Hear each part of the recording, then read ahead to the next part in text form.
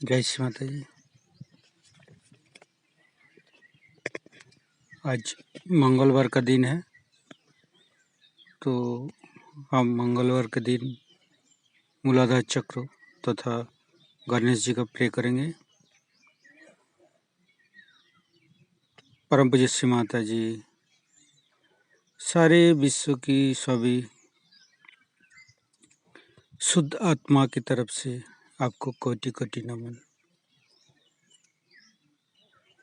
कुंडली उठा के बंधन लेंगे।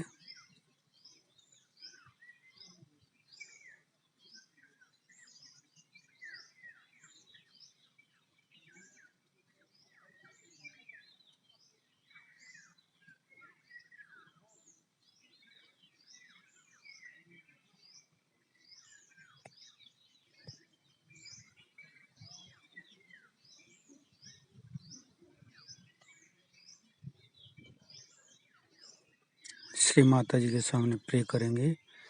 परम पूज्य श्री माता जी, आप ही प्रभु गणेश हैं, कृपा करके हमारे अंदर अबोधिता और पवित्रता की रक्षा कीजिए। माँ श्री माता जी, आप ही बार बार अलग अलग रूप पर ये धरती पर आई हो, और इस बार मानव की उद्धार करने के लिए आप अवतरित हुई हो। आप ही मानव की आनंद परमानंद और स्वर्ग की साम्राज्य प्रदान करने हेतु आई हो। श्री माता जी, आप ही परमात्मा अल्लाह सदाशिव, जिसका वर्षा आप सारी मानव जाति पर करने के लिए आई हो। श्री माता जी, आप हमारे मूलाधार चक्र पर आइए और हमारे अंदर गणेश जी की समस्त गुण को भर दीजिए। गणेश अथर्वशीष पढ़ेंगे। ओम नमस्ते गणपतये तमेव प्रत्यक्षं तत्त्वमसि तमेव केवलं कर्तासि तमेव केवलं धर्तासि तमेव केवलं भर्तासि तमेव सर्वं खल्विदं ब्रह्मासि तं साक्षादात्मस्य नित्यं ऋतं वच्मि सत्यं वच्मि आप्तं माम् अववक्तारम् अवश्रोतारम् अवदातारम् अवधातारम् अवानुचानमवशिष्यम् अवपश्चातात् अवपुरस्तात् अवोत्तरातात् अवदक्षिणातात् अवचौधातात् अवधरातात् सर्वतो मां पाहि पाहि समन्त्रत् तं वाङ्मस्तं चिन्मयो तं आनन्दमस्तं ब्रह्ममयो तं सच्चिदानन्दादित्योत्सि तं प्रत्यक्षं ब्रह्मासि तं ज्ञानमयो विज्ञानमयसि सर्वं जगदं तत्तो जायते सर्वं जगदं तत्तो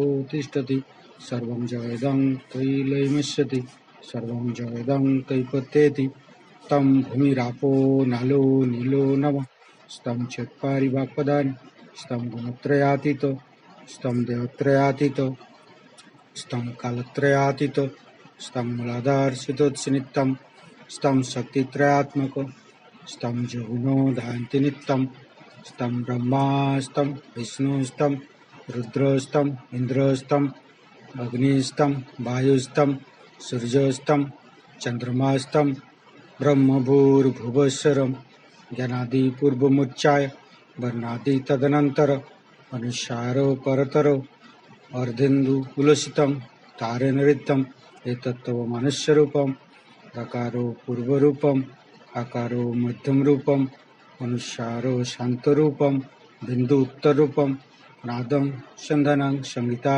संधि शेषा गणेशविद्या गणकरिषि निश्चित गायत्री छंद गणपतिर्देवता। ओम गं गणपतये नमो। एकदंताय विद्महे वक्रतुंडाय धीमहि तन्नो दन्ती प्रचोदयात्। एकदन्तं चतुर्हस्तं पाशं अंकुशधारिणं रदं च वरदं हस्ते बिभ्राणं मुषकध्वजं रक्तं लम्बोदरं शूर्पकर्णकं रक्तवाससं रक्तगन्धानुलिप्ताङ्गं रक्तपुष्पे सुपूजितं भक्तानुकंपिनं देवं जगत्तारणमच्युतम् आविर्भूतं च सृष्ट्यादौ प्रकृते पुरुषात्तरम् एवं दहन्त्यो नित्यं स जोगी जोगिनो वर नमो बृहत्पतये नमो गणपतये नमो पमत्पतये नमस्ते अस्तु लंबोदराय दंताय विघ्ननाशिने शिवसुताय श्री वरदमूर्ते नमो नमः। साक्षात श्री आदिशक्ति माता जी श्री निर्मला देवी नमो नमः। मूलाधार चक्र का मंत्र लेंगे। ओम तमेव साक्षात श्री गणेश गौरी माता साक्षात श्री आदिशक्ति माता जी श्री निर्मला देवी नमो नमः। और एक बार लेंगे। ओम तमेव साक्षात श्री गणेश गौरी माता साक्षात श्री आदिशक्ति माता जी श्री निर्मला देवी नमो नमः। और एक बार लेंगे। ओम तमेव साक्षात श्री गणेश गौरी माता साक्षात श्री आदिशक्ति माता जी श्री निर्मला देवी नमो नमः। संपूर्ण चित्त मूलाधार चक्र पर रखेंगे। श्री माता जी की अमृत वाणी ग्रहण करेंगे। जय श्री माता।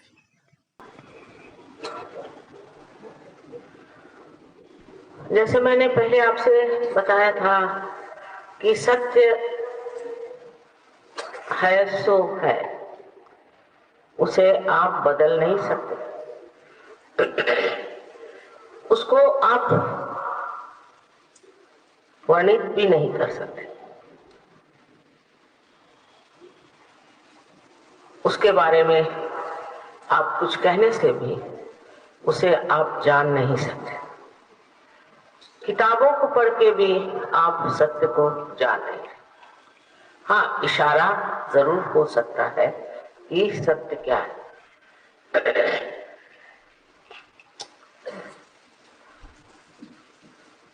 सबसे पहले हमें ये जान लेना चाहिए कि कोई सी भी बात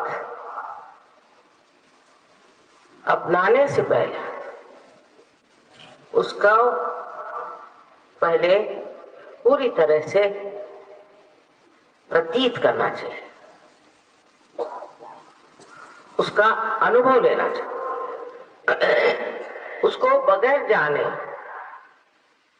अगर आप सिर्फ आंख मूंद के उसमें उतर आए तो वो भी बेकार है, और उसको अंधे जैसे आप गलत सलत कुछ कहते रहे तो भी वो व्यर्थ है। आज की हमारी परिस्थिति आप देख रहे हैं कि घोर कलयुग है, और इस घोर कलयुग में हर मनुष्य को, हर मानव को किसी न किसी तरह की विवंचना है, तकलीफ है, परेशानियां हैं, चाहे वो शारीरिक हो, चाहे वो मानसिक हो, चाहे वो बौद्धिक हो। इन सब परेशानियों के लिए आपको परमात्मा ने इस सृष्टि में जन्म नहीं दिया, क्योंकि हर तरह की गरीबी, अज्ञान और दुष्टता, इन सब के बीच आज हम बिल्कुल पिसे जा रहे हैं। कुछ लोग हैं जो बहुत अच्छे हैं, धार्मिक हैं और सत्यवादी हैं, वो तो और ही ज्यादा त्राही त्राही हो गए, और भी ज्यादा सताए जा रहे। ये सबकी यातनाएं देख करके ये सिद्ध होता है कि इतना घोर कलयुग संसार में आया है। भ्रष्टाचार जरूरत से ज्यादा हर जगह आपको दिखाई देता है, और इसके खिलाफ जो आवाज उठाएगा उसके पीछे लोग लग जाते हैं, उसको परेशान करते हैं। इस भ्रष्टाचार से पीड़ित हमारा आज समाज न जाने किस अधोगति को जा रहा। अब कोई कहेगा कि इसमें हम जो पैसे की लालच में पैसों के पीछे भागते हैं, तो हमारे अंदर पैसों ही के संस्कार आ गए हैं, उससे ये खराबी आई है, ऐसा सोचना भी गलत है। इसके अलावा बहुत से और कारण हैं जिसके कारण आज हम इतने संतप्त, इस कदर दुखी और इस कदर परेशान। समझने की कोशिश ये करनी चाहिए कि ये सब हमें क्यों देखना पड़ा। ये नियति का एक समय, नियति ने एक समय ये आपके लिए बनाया, इसलिए बनाया कि इस विक्षिप्त दशा में, इस भ्रांतिमय दशा में आप सोचें कि इससे निकलने का कोई मार्ग है या नहीं।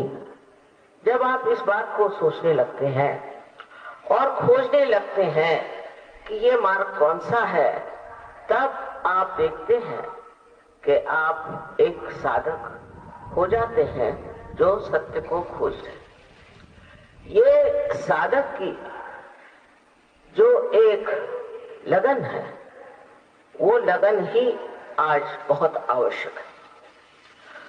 उसको अगर शुद्ध इच्छा हो कि हाँ मैं इसको ढूंढ के ही छोड़ूंगा, तो वो नम्रता पूर्वक इस चीज को खोजता है और बहुत गलत जगह फंस जाता है। आजकल आप जानते हैं कि हर तरह के लोग पैसा इकट्ठा करने के लिए धर्म के नाम पे, भगवान के नाम पे और अनेक तरह के चीजों के नाम पर पैसा कमा रहे हैं। और जिन लोगों के पास पैसा है वो इसमें लूट रहे हैं, और जिनके पास नहीं है वो भी इसमें बेवकूफ बन रहे हैं। उसका दोष हमें देना चाहिए इस कलयुग को, क्योंकि जब आदमी घबरा जाता है तो किसी न किसी गलत रास्ते पे जा सकता है, और इसका सही रास्ता क्या है उसे देख लेना चाहिए। अब हम भी आपसे जो कुछ बातें करने वाले हैं उसमें आपको अंधे दृष्टि से विश्वास नहीं करना चाहिए, वो भी बेकार चीज है।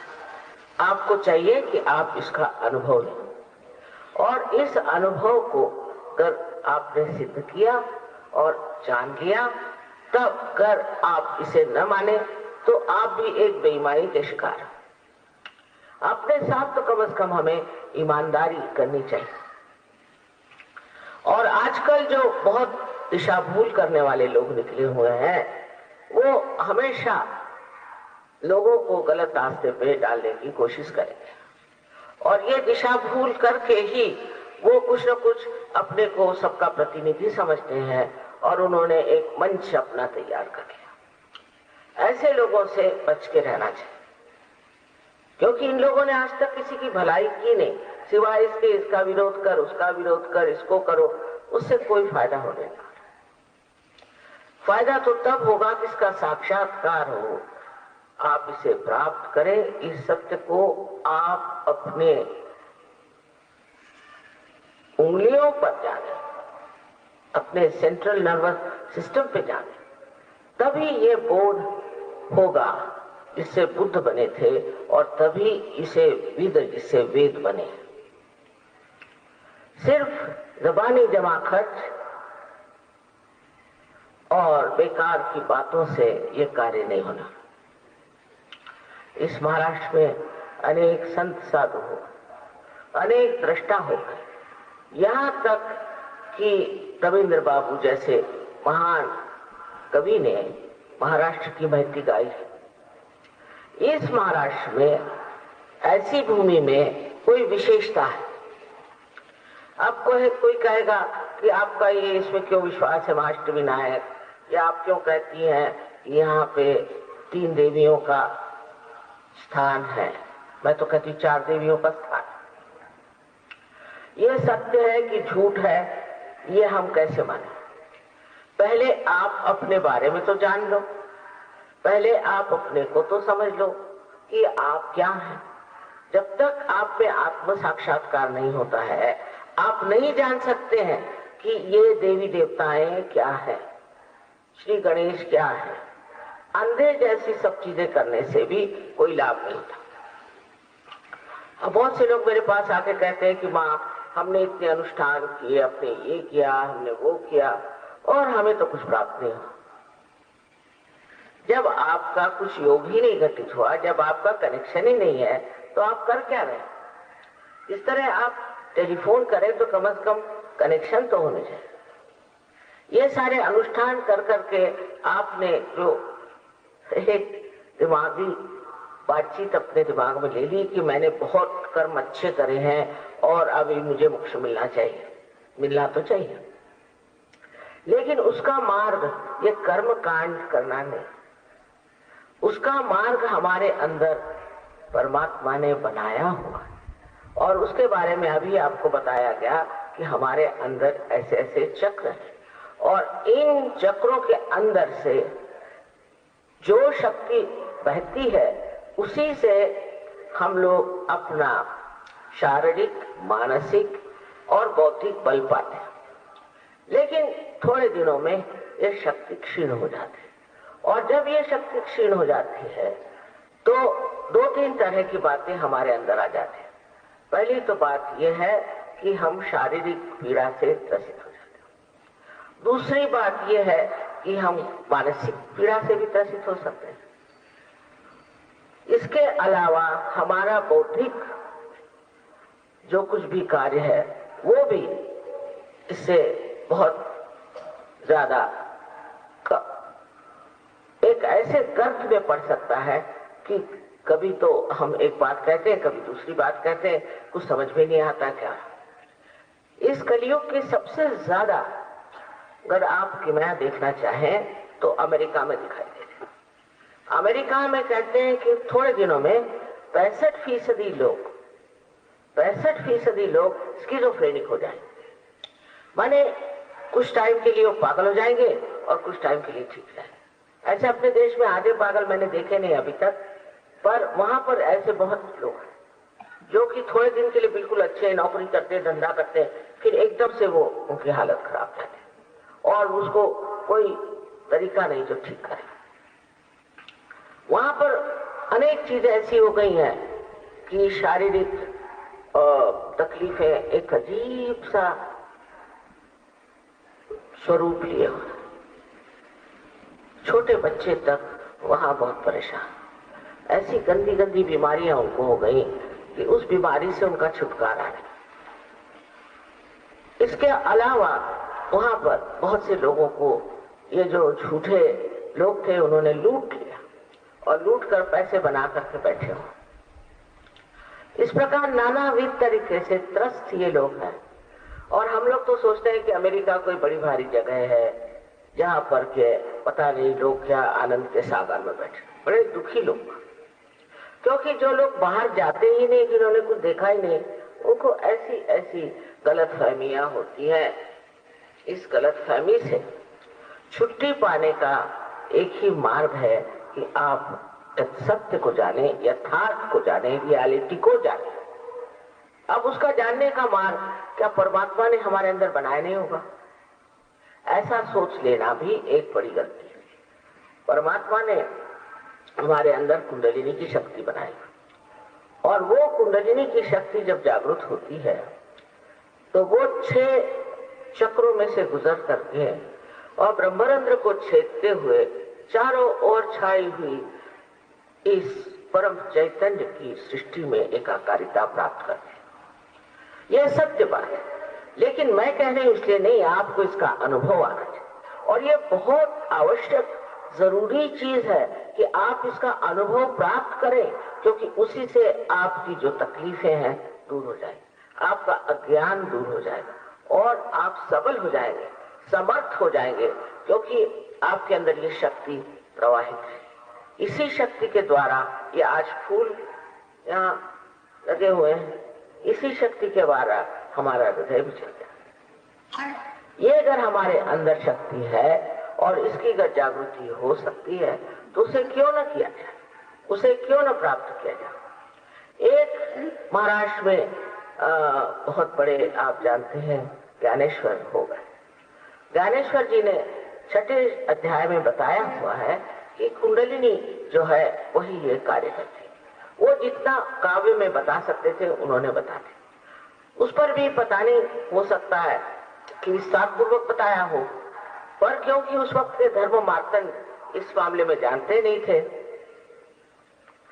तो उन्होंने कहा कि ये जो 6वां अध्याय है ये निषिद्ध है, इसको मत जानो। आजकल दूसरे तरह के धर्म मार्तंड निकले हुए, जो आधे अधूरे डॉक्टर हैं, आधे अधूरे अपने को इंटेलेक्चुअल्स कहते हैं, आधे अधूरे बुद्धिजीवी हैं, ये लोग कहना शुरू कर दिया है ये कोई चीज नहीं। ये कहने से क्या फायदा हो, ये बोलने से क्या फायदा हो, इससे किसको लाभ होने वाला है? बेकार के एक चीज बना करके लोगों को दिशा भूल करना और उनको जो पाना है वो नहीं पाने देना, ये हमारे महाराष्ट्र में बड़ा भारी, इसको करें शाप है, कर्ज।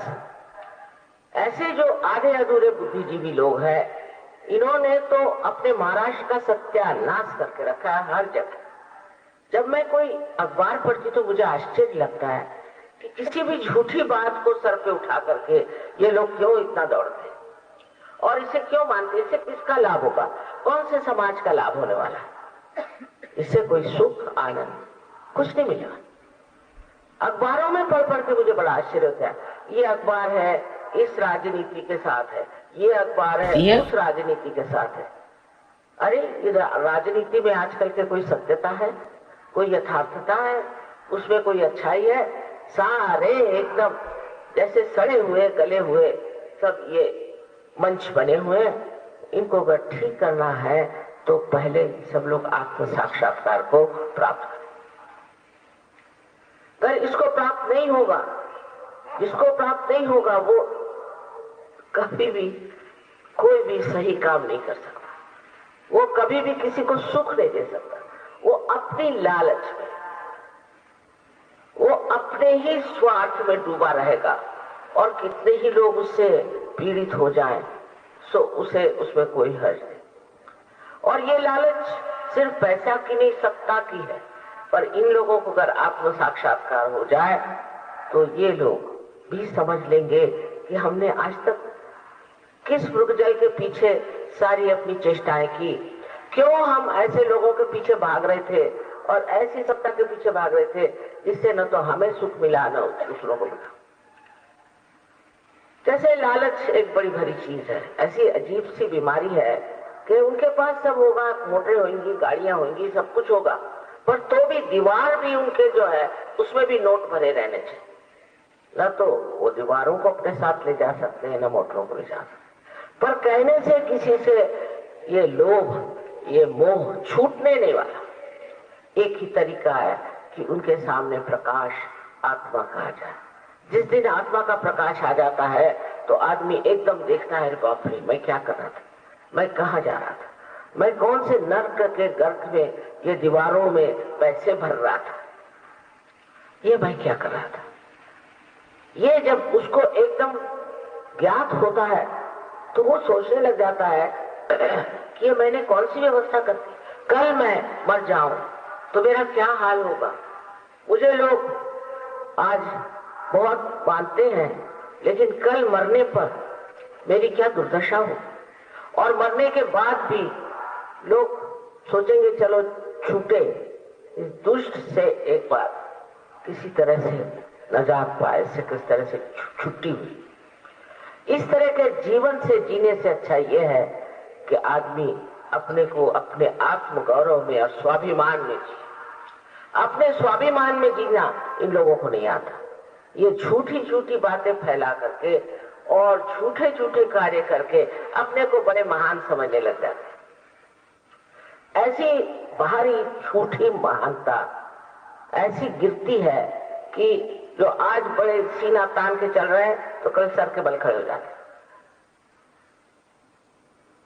आज अपने को जिस चीज की बहुत जरूरत है वो है देश प्रेम, निस्वार्थ देश प्रेम, देशभक्त। हमने तो भगवान की कृपा से हमारी उम्र यह है कि हमने तो एक से एक देशभक्त देखे, जिन्होंने अपना सारा जीवन जो है वो तन मन धन सब कुछ देश पे अर्पित कर दिया। लेकिन आज ऐसे लोग हैं कहाँ? ऐसे लोग नहीं है। सब ज्यादातर स्वार्थी लोग हैं और उनके पीछे भी सब स्वार्थी लग रहे हैं। पर स्वार्थ शब्द का अर्थ समझना यह है कि जिसने स्व का अर्थ समझा वही स्वार्थी हो सकता है। और ये स्वार्थ हमें प्राप्त हो सकता है अगर हमने अपनी कुंडलिनी को जागरूक करके और अपने आत्मा का दर्शन किया। आत्मा का प्रकाश जब हमारे अंदर आता तो सबसे पहले मनुष्य के मुख पे ही एक दीप्ति आ जाती है, उसके चरित्र में एक विशेषता आ जाती है, एक आदर्शवादी हो जाता है। उसमें ऐसी छोटी छोटी ओछी बातें भाग जाती और एक दैदीप्यमान चरित्र उसके अंदर जीवित होता है। इसको प्राप्त करने के लिए आपको कहीं जाने की जरूरत है, कोई जंगलों में घुसने की जरूरत नहीं, उसी साधु सन्यासियों के पास जाकर के तप जप करने की जरूरत नहीं, अपना घर द्वार अपनी बीवी बच्चे छोड़ने की किसी चीज की जरूरत नहीं। ये सब आप ही के अंदर चीज है जिसकी जागृति होनी चाहिए, जिसकी जागृति होते ही आप इसे प्राप्त होते हैं। लेकिन आप क्यों ऐसे लोगों पे विश्वास करते हैं जो आपसे कहते हैं जागृति मत लो? ऐसे लोग तो समाज कंटक हैं, जो कि कोई धंधा और बचा नहीं तो इस तरह की बातें करते हैं कि आप अपनी जागृति मत लो, आप अपनी संपत्ति मत लो, आप अपना गौरव प्राप्त करें। मनुष्य इतना गौरवशाली, उसको परमात्मा ने मनुष्य बनाया, वो इसलिए नहीं कि ऐसे गंदे लोगों की, ऐसे महामूर्ख लोगों की वो गुलामी करे।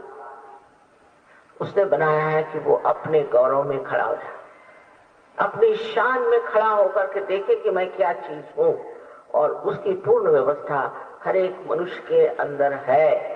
कर मैं कह रही हूं तो इससे मुझे कोई लेना देना नहीं, मुझे आपसे कुछ लेना देना नहीं।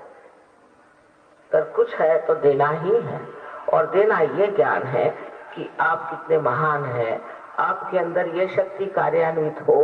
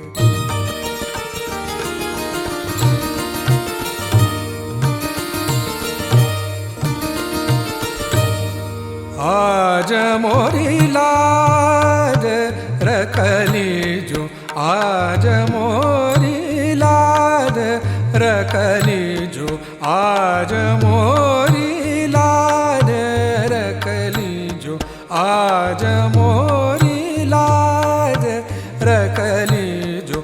मोरी विपदा दूर करो, मोरी विपदा, मोरी विपदा दूर करो, मोरी विपदा दूर करो।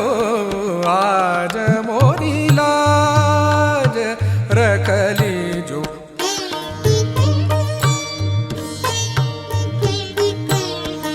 आज मोरी लाज रख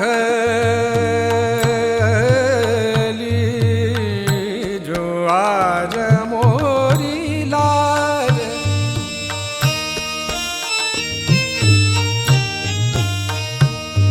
मोरी लाज,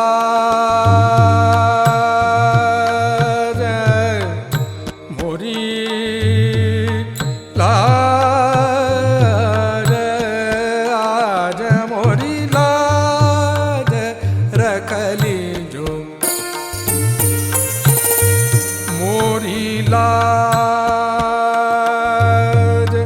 मोरी लाज, मोरी लाज रख लीजो, आज आज मोरी लाज रख लीजो, आज मोरी लाज।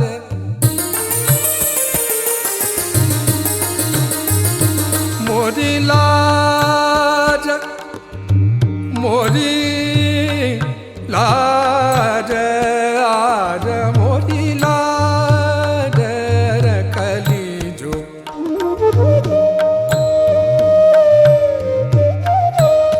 मोरी लाज रख लीजो, मोरी लाज, आज मोरी लाज रख लीजो, आज मोरी लाज रख लीजो।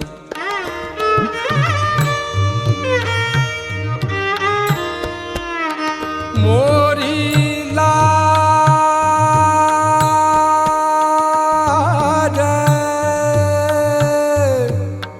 मोरी लाज रख लीजो, आज मोरी लाज रख लीजो। मोरी लाज,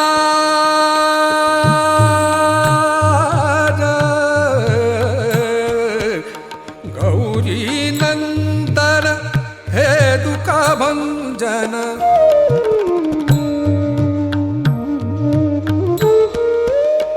गौरी नंदन,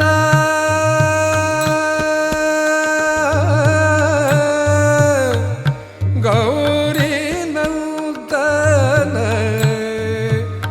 गौरी नंदन, गौरी नंदन, गौरी नंदन हे दुख भंजन।